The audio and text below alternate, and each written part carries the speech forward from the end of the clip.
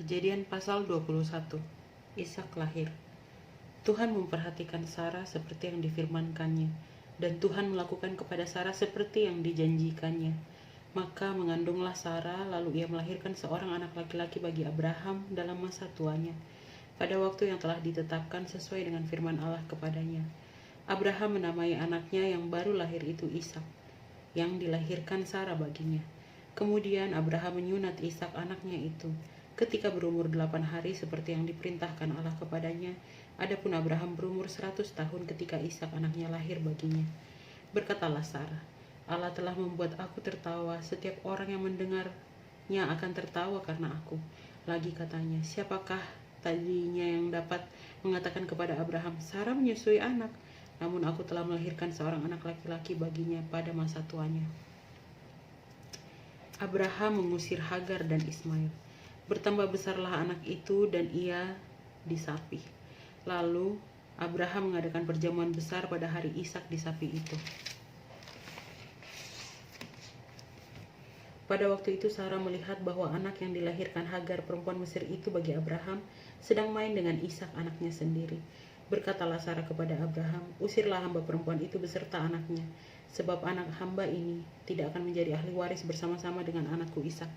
Hal ini sangat menyebalkan Abraham oleh karena anaknya itu. Tetapi Allah berfirman kepada Abraham, janganlah sebal hatimu karena hal anak dan budakmu itu.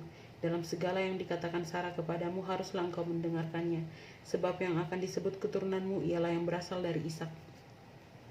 Tetapi keturunan dari hambamu itu juga akan kubuat menjadi suatu bangsa karena ia pun anakmu. Keesokan harinya pagi-pagi Abraham mengambil roti serta sekirbat air dan memberikannya kepada Hagar. Ia meletakkan itu beserta anaknya di atas bahu Hagar. Kemudian disuruhnyalah perempuan itu pergi. Maka pergilah Hagar dan mengembara di padang gurun Beersheba. Ketika air yang dikirbat itu habis, dibuangnyalah anak itu ke bawah semak-semak, dan ia duduk agak jauh, kira-kira sepemanah jauhnya. Sebab katanya, tidak tahan aku melihat anak itu mati, sedang ia duduk di situ. Menangislah ia dengan suara nyaring. Allah mendengar suara anak itu, lalu malaikat Allah berseru dari langit kepada Hagar. Katanya kepadanya, apakah yang engkau susahkan Hagar? Janganlah takut, sebab Allah telah mendengar suara anak itu dari tempat ia terbaring. Bangunlah, angkatlah anak itu dan bimbinglah dia, sebab aku akan membuat dia menjadi bangsa yang besar. Lalu Allah membuka mata Hagar, sehingga ia melihat sebuah sumur. Ia pergi mengisi kirbatnya dengan air, kemudian diberinya anak itu minum. Allah menyertai anak itu sehingga ia bertambah besar. Ia menetap di padang gurun dan menjadi seorang pemanah. Maka tinggallah ia di padang gurun Paran, dan ibunya mengambil seorang istri baginya dari tanah Mesir. Perjanjian Abraham dengan Abimelek. Pada waktu itu Abimelek beserta Pikol, panglima tentaranya, berkata kepada Abraham, Allah menyertai engkau dalam segala sesuatu yang engkau lakukan. Oleh sebab itu, bersumpahlah kepadaku di sini demi Allah bahwa engkau tidak akan berlaku curang kepadaku, atau kepada anak-anakku, atau kepada cucu cicitku, sesuai dengan persahabatan yang kulakukan kepadamu. Demikianlah harus engkau berlaku kepadaku dan kepada negeri yang engkau tinggali sebagai orang asing. Lalu kata Abraham, aku bersumpah.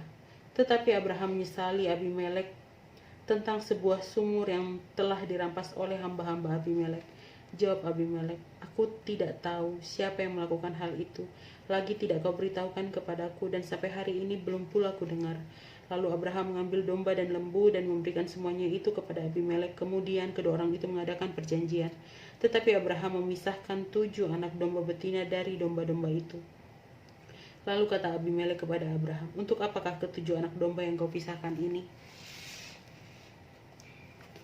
Jawabnya, ke-7 anak domba ini harus kau terima dari tanganku untuk menjadi tanda bukti bagimu bahwa akulah yang menggali sumur ini.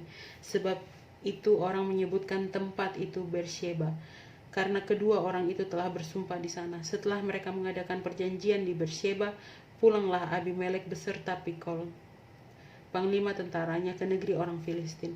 Lalu Abraham menanam sebatang pohon tamariska di Beersheba dan memanggil di sana nama Tuhan Allah yang kekal. Dan masih lama Abraham tinggal sebagai orang asing di negeri orang Filistin.